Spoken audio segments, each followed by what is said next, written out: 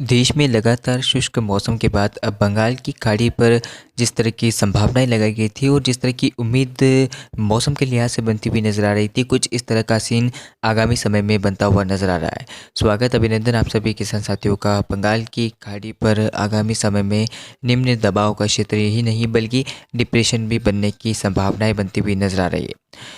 मौसम में बदलाव आएगा, कई राज्यों पर अच्छी बारिश के संकेत दिखाई दे रहे हैं और ये सिंगल पॉजिटिव है आगामी समय में बंगाल की खाड़ी के लिए। बंगाल की खाड़ी पर एक के बाद एक वेदर सिस्टम बनेंगे जो स्ट्रॉन्ग होंगे। ये जो सिस्टम बन रहा है इसके निम्न दबाव के बाद डिप्रेशन में भी जाने की संभावना है। अगर ये डिप्रेशन बनता है तो कहीं ना कहीं कई राज्यों पर व्यापक बारिश देगा और जिस तरह से हमें अगस्त के महीने में एक उम्मीद थी कि काफ़ी बेहतर मॉनसून प्रदर्शन रहेगा, चूँकि अल नीनो का इफेक्ट पड़ रहा है मॉनसून के ऊपर, तो मॉनसून कमज़ोर बना हुआ है।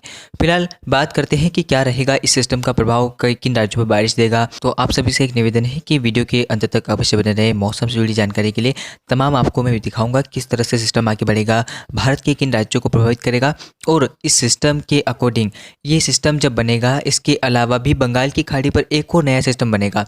ये अगर मैं आपको स्थिति की दिखाने की कोशिश करूँ, इस सिस्टम का ट्रैक अगर हम देखें तो इस सिस्टम लगातार इस दिशा में आगे बढ़ेगा। उम्मीद संभावना है कि ये लगभग यहाँ से रिकवर करेगा, पहले दक्षिण भारत की ओर बढ़ेगा, फिर यहाँ से रिकवर करता हुआ इस दिशा में आगे बढ़ेगा। इसके प्रभाव के चलते व्यापक बारिश देश के कई राज्यों पर होगी। ये सिस्टम डिप्रेशन की इंटेंसिटी में लगभग उड़ीसा के तटवर्ती क्षेत्रों को कवर करता हुआ फिर दक्षिणी उड़ीसा के भागों को कवर करता हुआ महाराष्ट्र पे पहुंचेगा और महाराष्ट्र के बाद फिर उत्तर में बढ़ेगा। उत्तर की ओर बढ़ते हुए सिस्टम यानी कि इस दिशा में आगे बढ़ता हुआ यह सिस्टम इस दिशा में आगे बढ़ेगा और फिर पश्चिमी मध्य प्रदेश को प्रभावित करता हुआ पूर्वी राजस्थान को प्रभावित करेगा और फिर दिल्ली तक ये सिस्टम पहुंचेगा। इसका प्रभाव दिल्ली तक साइक्लोनिक सर्कुलेशन के रूप में पहुँच जाएगा, यानी कि पश्चिम मध्य प्रदेश पर ये निम्न दबाव के क्षेत्र में रहेगा, महाराष्ट्र पर निम्न दबाव के क्षेत्र में रहेगा और फिर दिल्ली पर पहुँचता पहुँचता है साइक्लोनिक सर्कुलेशन में तब्दील हो जाएगा। इसके बाद अगर मैं आपको आगे की स्थिति दिखाने की कोशिश करूँ, लगभग ये सिस्टम जब खत्म हो जाएगा इसके बाद एक नया सिस्टम बनेगा निम्न दबाव का क्षेत्र यहाँ पर, और ये निम्न दबाव का क्षेत्र यहाँ बढ़ता हुआ फिर यहाँ पर डिप्रेशन और ये यहाँ पर डीप डिप्रेशन की इंटेंसिटी में पहुँच जाएगा। ऐसी संभावना उस सिस्टम की बन रही है। तो आगामी समय में जो भी सिस्टम बनेंगे काफ़ी स्ट्रॉन्ग रहेंगे, बेहतर मौसम प्रदर्शन देंगे और ये जो डिप्रेशन की मैं आपको दिखा रहा हूँ, ये जो इंटेंसिटी होगी ये सिस्टम आगामी सिस्टम की होगी और आगामी सिस्टम अनुमान संभावना है कि लगभग इस दिशा में आगे बढ़ेगा, इस दिशा में आगे बढ़ता हुआ निकल जाएगा। और डिप्रेशन बनने के बाद भी अगर इसके साइक्लोनिक स्टॉर्म बनने की कोई संभावना होती है तो उसके ऊपर मैं आपको नोटिफिकेशन दूंगा। हालांकि तो ये सिस्टम काफ़ी इंटेंसिफाई दिखाई दे रहा है और डिप्रेशन बनने की इसकी संभावना भी प्रबल हो रही है। हालांकि ये मेन रीजन से काफ़ी नज़दीक है, तो ऐसे में इसके उम्मीद कर सकते हैं हम डिप्रेशन की। तो फिलहाल ये निम्न दबाव के क्षेत्र में बनेगा 4 अगस्त के आसपास और 5 अगस्त तक हम कह सकते हैं डिप्रेशन की इंटेंसिटी में तटवर्ती क्षेत्रों के आसपास पहुँच जाएगा और इसके प्रभाव से लगभग पूर्वी भारत और पूर्वोत्तर भारत के कई राज्यों पर भारी बारिश होगी और सेंट्रल भारत के भी कई राज्यों पर मौसम में बदलाव रहेगा। दक्षिण भारत के भी लगभग आंध्र प्रदेश, तमिलनाडु, तेलंगाना इन भागों पर मौसम में बदलाव आ जाएगा। कई जगहों पर बेहतर मॉनसून बारिश की संभावना बन रही है। तो चलिए अब बात करते हैं कि किस तरह से इसको लेकर जीएफएस मॉडल की बात कर लेते हैं।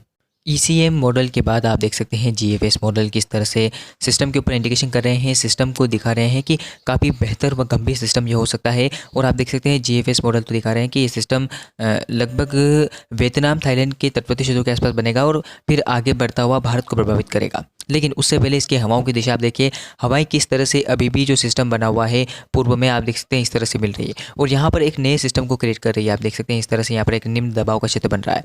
तो यहाँ पर एक निम्न दबाव का क्षेत्र है जो आगामी समय में डिप्रेशन बनेगा। यहाँ का जो सिस्टम है वो आगामी समय में इस दिशा में आगे बढ़ता हुआ भारत के राज्यों को प्रभावित करेगा।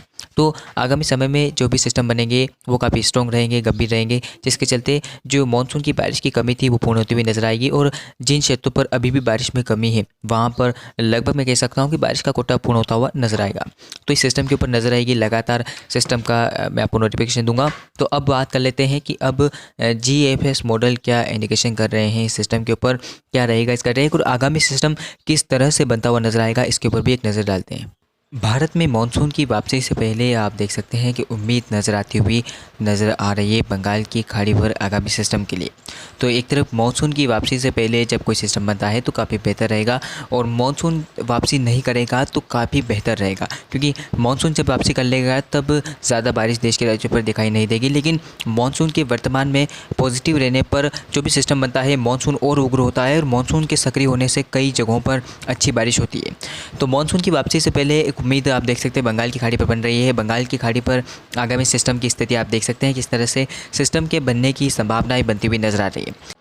स्क्रीन के सामने आप देख सकते हैं किस तरह से बंगाल की खाड़ी पर निम्न दबाव का क्षेत्र फॉर्मेशन होगा, फिर आगे बढ़ता हुआ डिप्रेशन की इंटेंसिटी में ये सिस्टम पहुंचेगा। लगातार बंगाल की खाड़ी से और आसपास के देशों से हवाएं मिलेगी सिस्टम को, तो ये सिस्टम इंटेंसिफाई होगा। उसके बाद बंगाल की खाड़ी पर फिर से सक्रियता बढ़ेगी। इस दौरान ये सिस्टम महाराष्ट्र, तेलंगाना, आंध्र प्रदेश कई राज्यों पर भारी बारिश देगा। उसके बाद ये सिस्टम पश्चिम मध्य प्रदेश, पूर्वी राजस्थान को प्रभावित करेगा, और कई जगहों पर भारी बारिश के आसार है। दिल्ली, पंजाब, हरियाणा में भी बारिश के आसार नज़र आ रहे हैं।